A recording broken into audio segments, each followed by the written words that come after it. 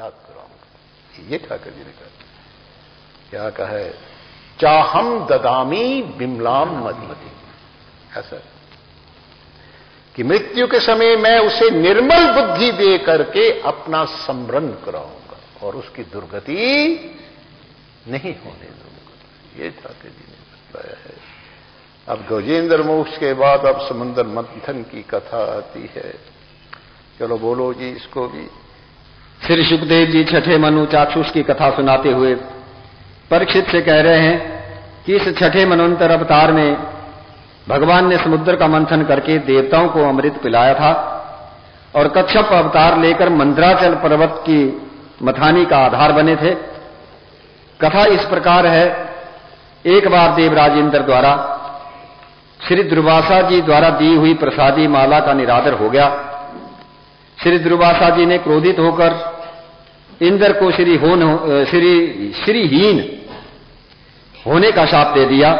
इस शाप के परिणाम स्वरूप स्वर्ग पर असुरों का साम्राज्य हो गया। सभी देवता भगवान की शरण में गए। भगवान ने देवताओं से कहा कि दैत्यों से मैत्री करके समुद्र का मंथन करो, समुद्र से जो अमृत निकलेगा मैं उसे तुम्हें पिलाकर अमर बना दूंगा। देवताओं ने दैत्यों के आगे समुद्र मंथन का प्रस्ताव रखा, जिसे दैत्यों ने स्वीकार कर लिया।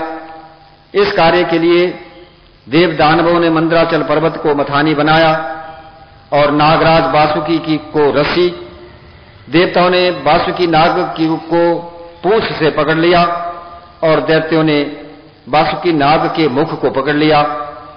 वासुकी नाग की बनाई गई रस्सी से पर्वत को घुमाया गया।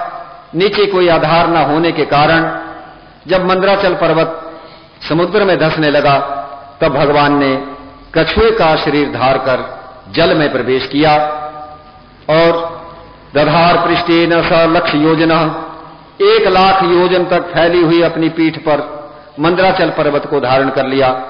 जब मंथन का काम फिर शुरू हुआ तो अब पर्वत ऊपर की ओर उठना शुरू हो गया।